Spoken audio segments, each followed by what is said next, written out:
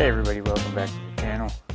As I said in the last video, I'm going to do this next video of gear. A lot of the gear is the same gear I already had from the last video I did last year. This is just a little update. A few extra things have been added in, and yeah, might as well just get right into it. We're going to start out with the first thing I've got that's new is a lavalier mic, wireless mic, so hopefully you guys can hear me better. I still have it, a shotgun mic sitting on top of the camera. And I know if I turned away from the camera or moved a certain way, it wouldn't pick up my voice very well because it's a directional mic. So if I'm not looking right at it, you can't always hear me. And that was pointed out to me by my dad. And he actually got me a lav mic for Christmas. So this will be the second video using that. I also used it in the first video. And I think it's going to make things a lot better, audio-wise anyways. Wise? I don't know. Which one is it? So yeah, gear changes. There hasn't been any gear changes, really. There's been gear added.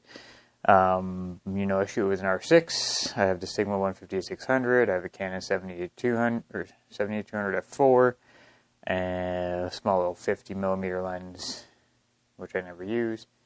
And then I record or make videos with an 80D and a Sigma 18-250 lens that's on there right now.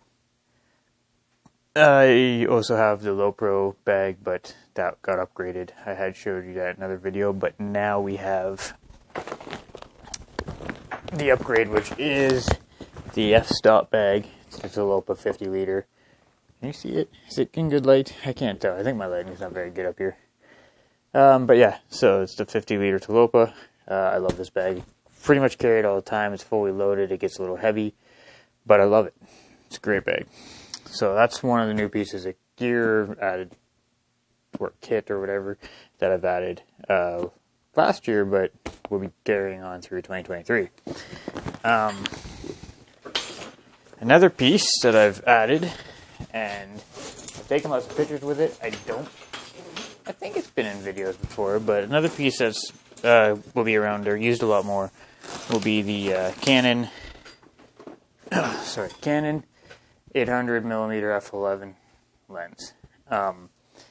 I can't afford the professional level one at the price of a small car. Here in Canada, it's $20-something thousand. So I was able to pick this up. I had a gift card plus some money from to put towards it. That was given to me as a gift. So I was able to get this lens, and it's made it's great. I love it. The f11 doesn't bother me. And it allows us to get in a little closer. Birds are skittish. Other animals can be a little skittish, so you can keep a little more distance, not worry about missing a shot, which is nice. The f11 isn't a big deal. It doesn't bother me that much, or really at all. So that is another lens added to the kit. I want to get the 100-400 RF lens, except every time I look at that thing, it's gone up like another $100. I don't understand what's going on there. Why that thing keeps climbing up in price so much when it started so low. I should have bought it while it was low, but I didn't. So it is what it is. All right. So we got the 800 lens. We've got the R6. Trusted R6 is always still going to be around. That's what I've been shooting with for the last year or so, and will continue shooting for a while. I know the Mark II came out, but there's no point in upgrading for me. As far as I'm concerned, at this point in time. As I mentioned in my last video and in some posts earlier in the season, I lost the lens hood for my Sigma 150-600. And the one thing about Canon with these lenses, the RF 800, 600, the 100-400, these lower end lenses, I guess you'd call them, don't come with lens hoods.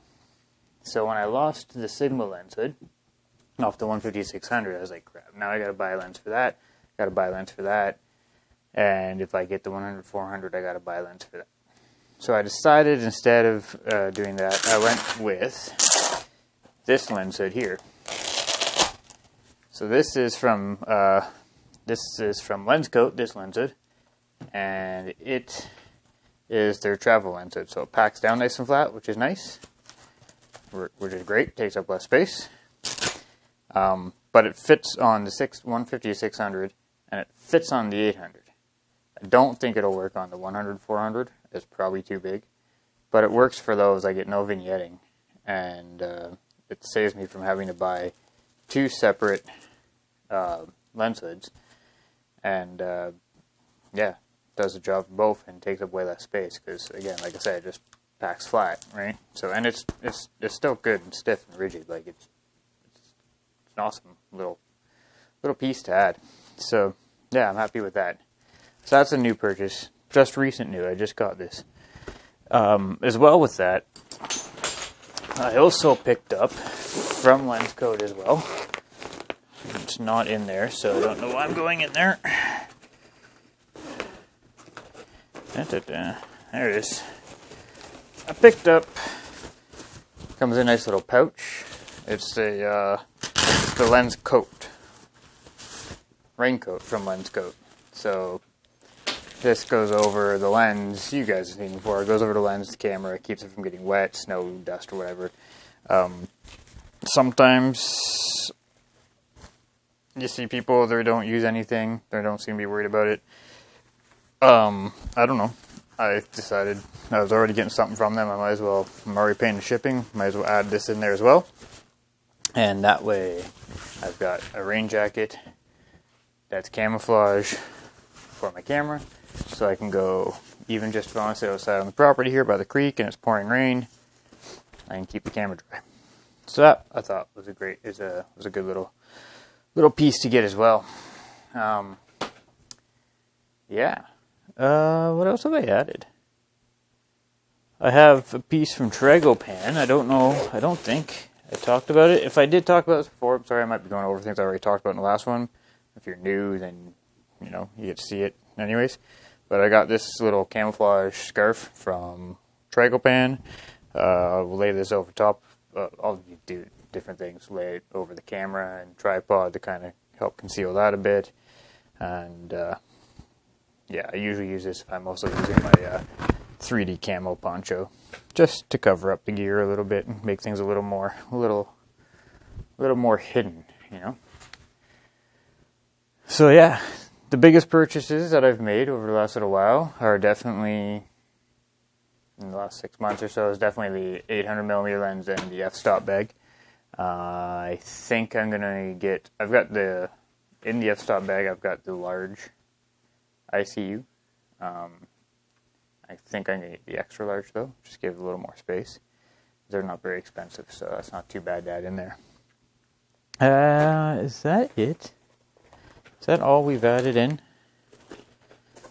I think camera gear wise, yeah, that's pretty much it, camera gear wise. I don't know why, I felt like I had more.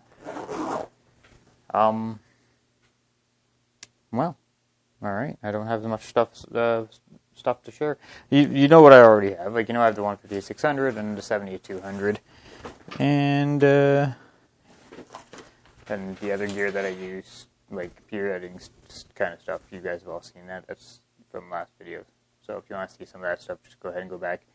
I have a new computer. Actually, I did upgrade to a Dell XPS. I used to use my old Alienware, which is plugged in back there. So that might also be new. And that's been great. That's been a big help. As well as using, again, still AC/DC Photo Studio for my editing software.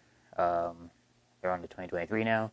And DxO Pure Raw 2. I know DxO Pure Raw 3 is out.